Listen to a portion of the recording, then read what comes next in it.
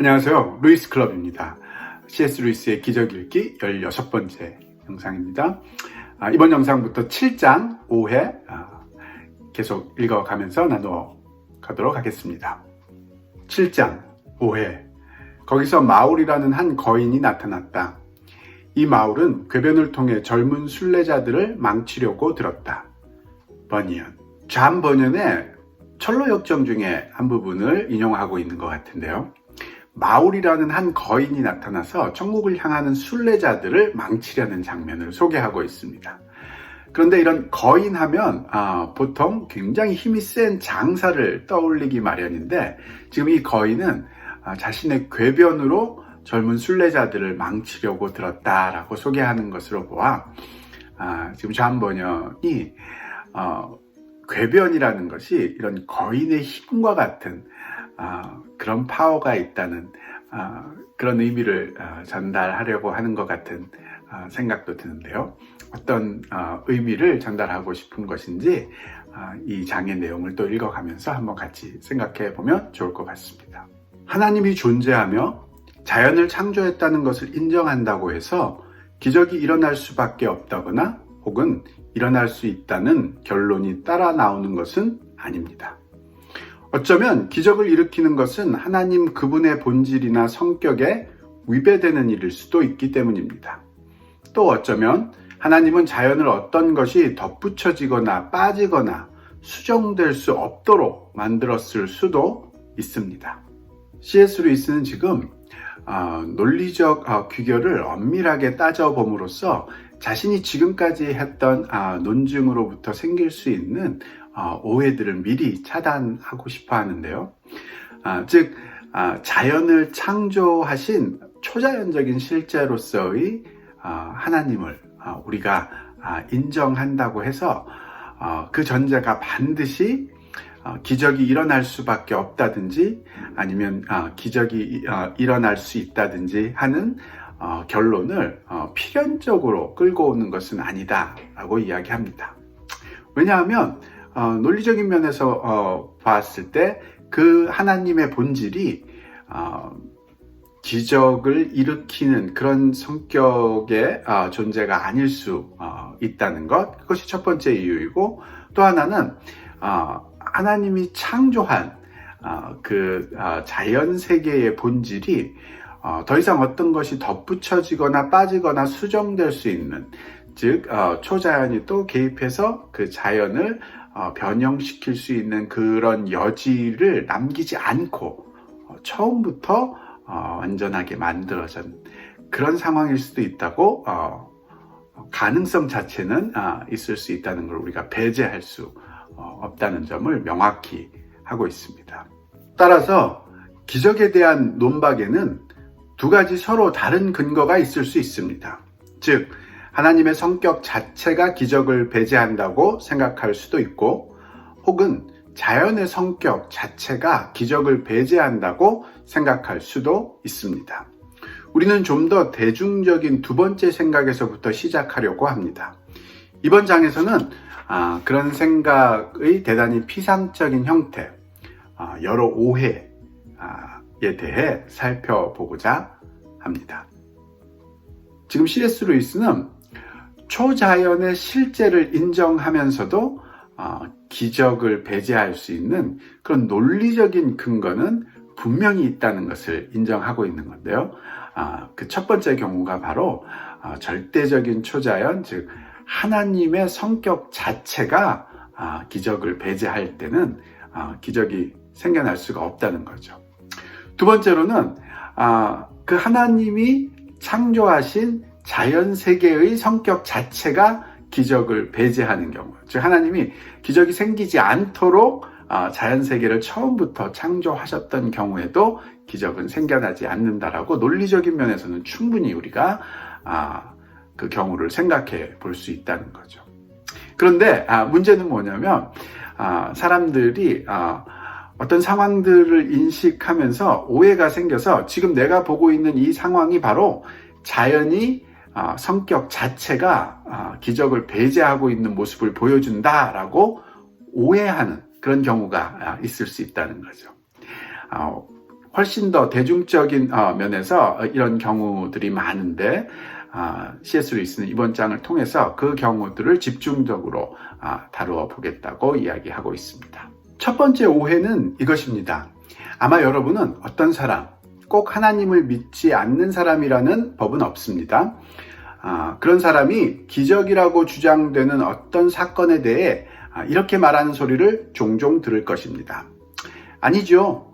당연히 저는 믿지 않습니다. 그것이 자연법칙에 위배되는 일임을 압니다. 옛날 사람들이 그것을 믿었던 것은 자연법칙을 몰랐기 때문이죠. 그러나 지금 우리는 그것이 과학적으로 불가능하다는 사실을 압니다. C.S. 루이스는 지금 첫 번째 오해, 즉 자연이 처음부터 기적을 배제하도록 그렇게 창조되었다라고 오해하게끔 만드는 그 근거로 자연법칙을 들고 있는데요. 하나님을 믿는 사람이든 하나님을 믿지 않는 사람이든 큰 구별이 없이 어떤 사람들은 자연법칙이 존재한다는 것, 그 사실 자체가 바로 자연은 기적을 배제하도록 그렇게 창조되었다라고 생각하게 만드는 그런 의미이다라고 오해를 하고 있다라고 이야기합니다. 왜 그런지 계속 쫓아가 보도록 하겠습니다. 아마 그가 말하는 자연법칙이란 자연의 관찰된 행로를 말하는 것일 것입니다. 만일 그 이상의 어떤 것을 말하는 것이라면 그는 제가 지금 가정하는 그런 보통 사람이 아니라 어떤 철학적 자연주의자일 것입니다. 그런 사람에 대해서는 다음 장에서 다룰 것입니다. 제가 지금 가정하는 사람은 경험, 특히 우리가 실험이라고 부르는 인위적으로 고안된 경험들이 자연 속에서 규칙적으로 일어나는 일을 말해줄 수 있다고 믿는 사람입니다. 우선 논의를 정확하게 진전시키기 위해서 C.S. 루이스는 이 자연 법칙이라는 말의 의미를 과학적 의미로 한정시키고 있는데요.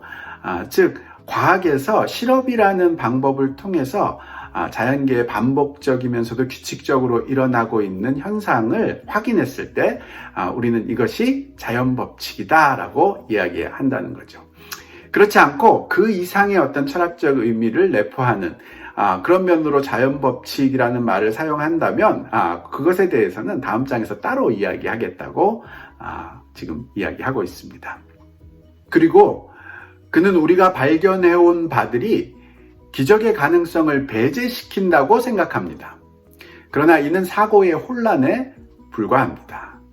그러면서 많은 사람들이 이런 과학적 방법으로 발견한 자연법칙의 존재가 기적의 가능성을 배제시킨다고 생각하는데 C.S. 루이스가 보기에는 그것은 분명한 오해, 즉 사고의 혼란을 통해서 생겨난 오해에 불과하다라고 이야기합니다. 어떤 사고의 혼란인지 계속 쫓아가 보도록 하겠습니다. 만일 기적이 가능한 것이라면 어떤 주어진 경우에 기적이 일어났는지 여부를 말해주는 것은 물론 경험입니다. 그러나 단순한 경험은 설령 100만 년 동안 지속된다고 해도 기적이라는 것이 가능한지 아닌지 여부를 말해줄 수 없습니다. 실험은 자연 속에서 규칙적으로 일어나는 일들, 즉 자연의 작동 표준이나 규칙들을 발견해내는 작업입니다. 기적을 믿는 사람들도 그러한 표준이나 규칙이 있다는 것을 부인하지 않습니다. 다만 그들은 그것이 일시 정지될 수 있다고 말하는 것뿐입니다. 살짝 복잡한 듯이 들리지만 그 핵심은 아주 간단하다고 보여지는데요. 즉 과학적 실험을 통해서 발견한 자연 법칙이 의미하는 바는 자연 현상 중에서 어떤 규칙적인 현상을 발견했다라는 뜻이고, 기적이 의미하는 바는 자연 현상 속에 있는 그런 규칙성이 일시 정지할 수 있다라는 뜻이기 때문에 자연 법칙과 기적은 상호 모순되는 그런 상황이 아니다라는 거죠. 기적은 정의상 하나의 예외적 사건입니다. 아무리 규칙을 발견했다고 한들 어떤 충분한 원인이 있을 경우 그 규칙이 잠시 정지될 수 있는지의 여부에 대해서 그 규칙이 무엇을 말해줄 수 있겠습니까? 만일 우리가 규칙은 A다 라고 주장했는데 어떤 경험을 통해 그 규칙이 사실은 B라는 것이 발견됐다면 우리는 논박될 것입니다. 또 우리는 규칙이란 존재하지 않는다 라고 주장했는데 경험을 통해 규칙의 존재가 관찰된다면 우리는 논박당할 것입니다. 그렇죠?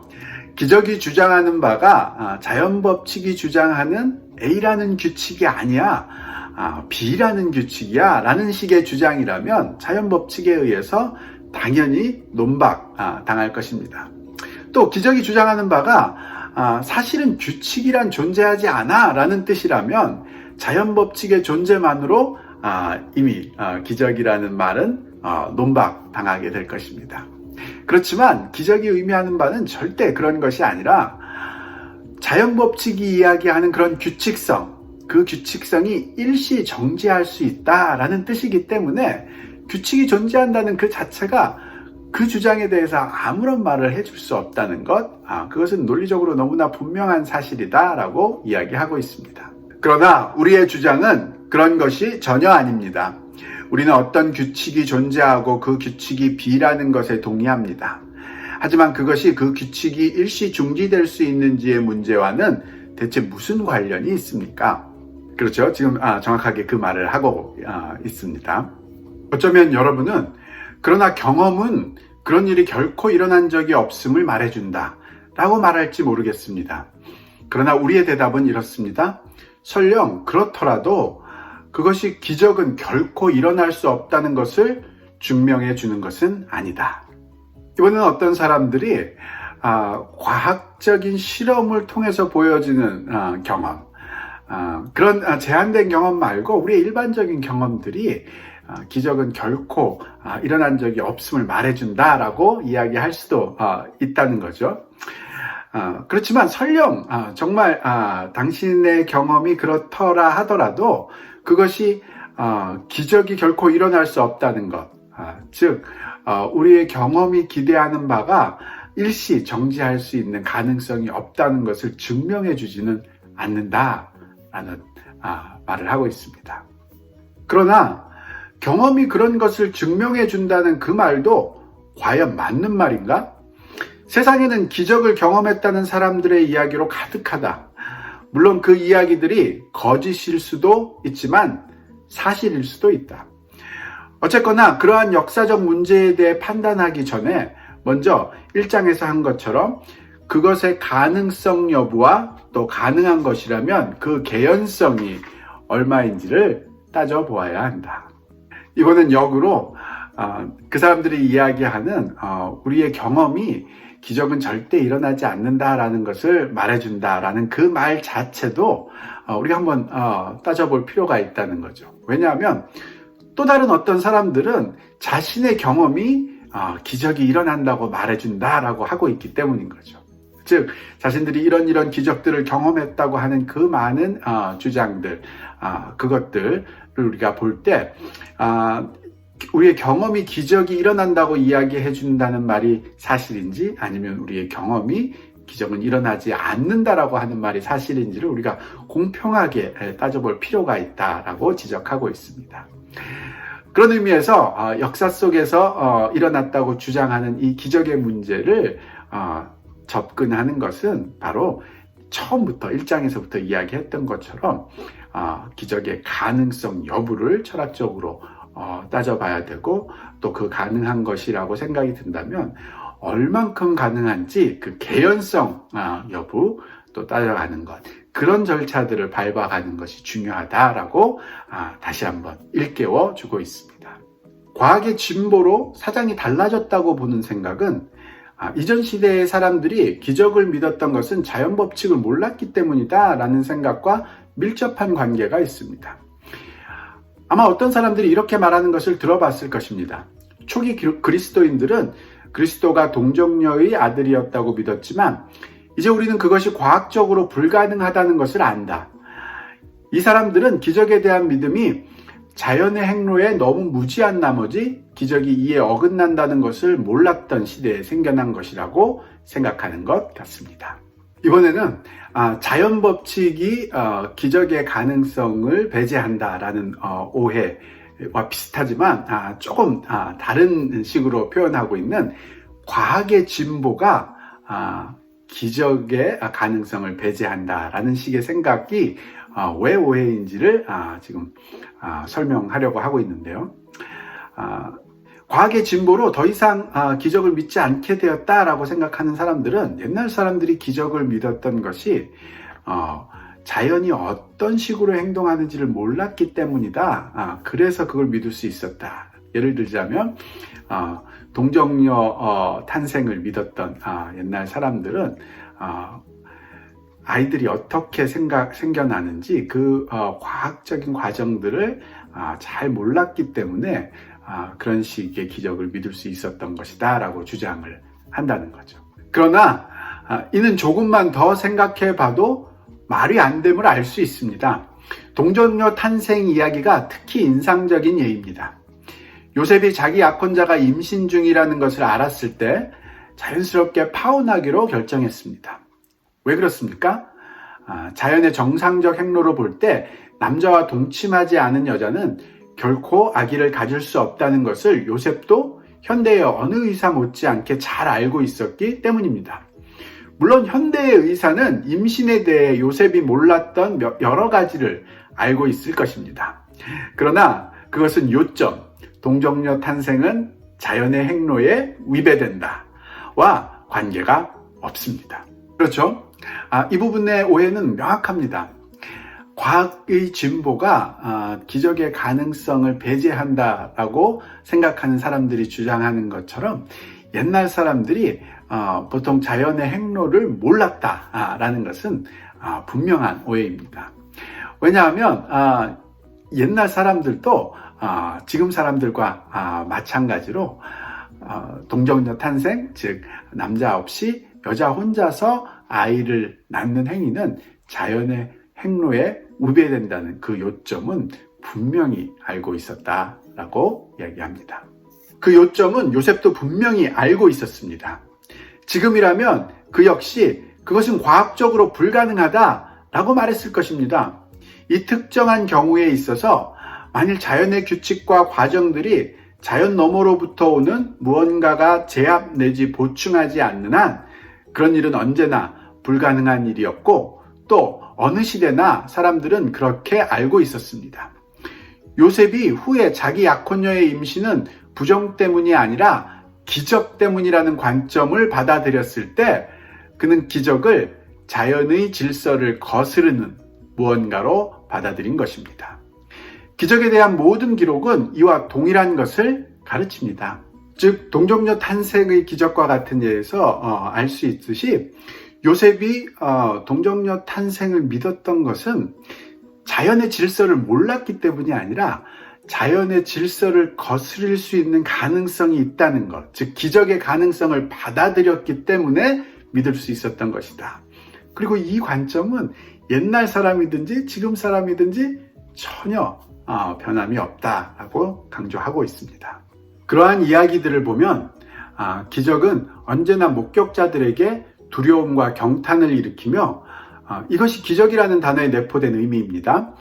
초자연적 힘의 증거로 여겨집니다. 만일 사람들이 기적을 자연법칙에 위배되는 일로 여겼던 것이 아니라면 어떻게 기적이 초자연의 현존을 나타내는 것이 될 수 있었겠습니까? 만일 사람들이 기적을 법칙에 대한 예외적 사건으로 보지 않았다면 어떻게 기적이 놀라운 사건일 수 있었겠습니까? 그리고 사람들이 이 법칙을 몰랐다면 어떻게 어떤 일이 예외적인 사건으로 여겨질 수 있었겠습니까? 지금 C.S. 루이스는 옛날 사람들도 지금 사람들처럼 기적을 자연의 질서를 거슬리는 그런 무언가로 받아들이지 않았다면 어떻게 기적이라는 사건을 놀라운 사건, 예외적인 사건, 또 초자연적 힘의 증거가 되는 사건으로 받아들일 수 있었겠느냐라고 우리에게 되묻고 있습니다. 만일 자연 법칙을 전혀 몰랐던 사람이었다면 기적에 대한 개념조차 갖지 못했을 것이며 설령 기적이 눈앞에서 벌어졌다 해도 특별한 흥미를 전혀 느끼지 못했을 것입니다. 여러분은 어떤 것이 평범한지 알고 나서야 비로소 어떤 것이 비범한지 알 수 있습니다. 기적에 대한 믿음은 자연 법칙에 대한 무지에서 비롯하기는커녕 사람들이 그러한 법칙을 알고 있기 때문에 비로소 생길 수 있는 것입니다. 이번엔 좀 더 적극적으로 옛날 사람들이 자연의 법칙, 즉 자연의 질서를 전혀 몰랐다고 생각하는 그 사람들의 생각이 맞다면 옛날 사람들은 아예 기적에 대한 개념조차 갖지도 못했을 것이고 그렇기 때문에 기적이 일어나도 비범한지 깨닫지도 못했을 것이고 그래서 흥미조차 갖지 못했을 것이다 라고 이야기합니다. 이미 우리는 초자연을 처음부터 배제하고 들어간다면 어떠한 기적도 인식하지 못할 것임을 살펴보았습니다. 이제 자연이 규칙적 법칙에 따라 움직인다는 것을 믿지 않는다면 어떠한 기적도 인식할 수 없다는 점도 덧붙여 말해야겠습니다. 태양이 늘 동쪽에서 떠오른다는 것을 알지 못한다면 어느 날 태양이 서쪽에서 떠오른다고 해도 여러분은 그것을 전혀 기적으로 인식하지 못할 것입니다. 그러면서 지금부터 C.S. 루이스는 자연 법칙을 알면 기적의 가능성을 배제하게 된다라는 사람들의 오해와는 반대로 자연의 법칙을 모르면 기적조차 인식하지 못하게 된다라는 점을 논리적으로 증명해 보이겠다고 이야기하는데요. 한번 따라가 보도록 하겠습니다. 우리가 기적을 정상적인 일로 생각한다면 무엇이 정상인지를 해명하는 것이 임무인 과학은 점점 우리가 기적에 대한 믿음을 갖는 것을 방해하고 마침내는 불가능하게 할 것입니다. 과학의 진보는 바로 이런 식으로 우리 조상들이 믿었던 온갖 것, 스키타이 지방에 산다는 사람 먹는 개미와 그리폰, 거대한 외다리를 가진 사람들, 모든 배를 자기 쪽으로 끌어당기는 자석섬, 인어, 불을 내뿜는 용, 이런 것들을 믿을 수 없는 것으로 만들어 왔습니다. 이는 실로 우리에게 큰 혜택이 아닐 수 없습니다. 지금 이 부분에서 C.S. 루이스는 과학의 임무를 아주 잘 지적하고 있다고 보여지는데요. 과학의 임무는 기적이 불가능함을 보여주는 것이 아니라 기적을 정상적인 일로 생각하는 것을 막아주는 일, 그것이 바로 과학의 임무다라고 지금 이야기하고 있습니다. 좀 더 따라가 보도록 하겠습니다. 그러나 그러한 것은 결코 자연의 행로에 대한 초자연적 간섭의 경우로 여겨진 적이 없습니다. 그것들은 자연의 정상적 행로 내에 들어있는 항목, 사실 일종의 과학으로서 제시된 것입니다. 따라서 당연히 후대에 진보된 과학은 그것들을 부인해 버렸습니다. 그렇죠?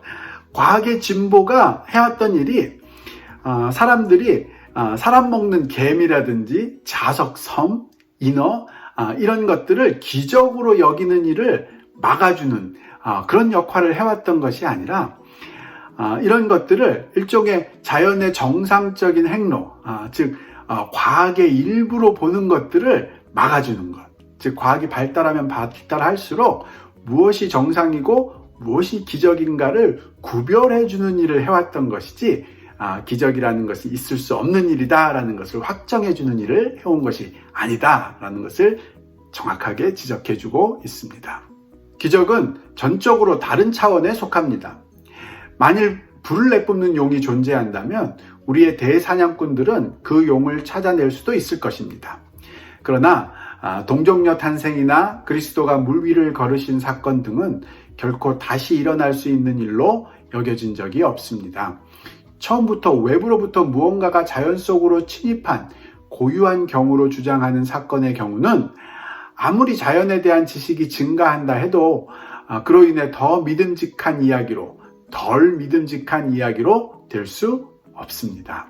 즉 우리가 기적의 의미를 올바로 이해한다면 기적은 결코 다시 일어날 수 있는 그런 일이 아니라 초자연에 의해서 자연의 규칙성이 깨져버린 그런 일로 우리가 이해할 수 있게 된다면 과학의 진보가 기적의 신빙성에는 영향을 미치지 않는다라는 뜻으로 지금 이야기하고 있습니다. 이런 의미에서 볼 때 과학의 진보가 기적을 더 믿기 어렵게 만들었다고 생각하는 것은 사고의 혼란에 불과합니다. 왜냐하면 과거에도 우리는 기적이란 자연적 행로에 위배되는 사건이라는 사실을 알고 있었기 때문이며 또한 지금도 만일 자연 너머에 무언가 존재한다면 기적은 가능하다는 사실을 알고 있기 때문입니다. 이것이 바로 문제의 골자입니다. 즉 기적이 존재하기 위해서는 자연의 규칙적인 법칙이 있어야 되고 또 자연 너머에 그 규칙에 영향을 미칠 수 있는 초자연이 존재해야 되는데, 기적을 믿는 사람들은 옛날 사람들이든 지금 사람들이든 그 부분을 인정하는 사람들이다 라고 마무리를 짓고 있습니다. 시간이니 진보니 과학이니 문명이니 하는 것은 이것을 조금도 바꾸어 놓지 못합니다. 믿음과 불신의 근거는 2000년, 심지어 10,000년 전이나 지금이나 동일합니다. 만일 요셉이 하나님을 신뢰하는 믿음이 부족했거나 자기 배우자의 거룩함을 알아보는 겸손이 부족했다면 그는 현대의 어떤 사람 못지않게 쉽사리 아들의 기적적인 기원을 불신했을 것입니다. 또한 하나님을 믿는 현대인이라면 지금도 요셉처럼 쉽게 기적을 받아들일 수 있습니다. 기적을 믿는 것은 초자연에 대한 신뢰의 문제이지 과학에 대한 신뢰의 문제가 아니라는 거죠. 어쩌면 여러분과 저는 이 책의 끝에 가서도 여전히 기적이 일어나는지의 여부에 대해 생각이 다를 수 있습니다. 그러나 적어도 우리는 난센스는 말하지 않도록 합시다. 과학의 진보에 대한 막연한 수사적 말에 현혹되어 현대인들은 유전자니 정자니 하는 복잡한 과학적 설명을 통해 자연히 남자를 알지 못하는 젊은 여자에게는 아기를 보내지 않는다는 사실을 옛날 사람들에 비해 더 크게 확신하고 있다는 식으로 말하지 않도록 합시다. 과학이 현대인들에게 기적 같은 것은 일어나지 않는다라고 말해주는 것처럼 여기는 그런 난센스는 더 이상 말하지 말자는 그런 이야기로 과학 때문에 생기는 기적에 대한 오해들의 설명을 마무리하고 있는데요. 다른 오해에 대해서는 다음 영상에 또 계속 나누어 보도록 하겠습니다.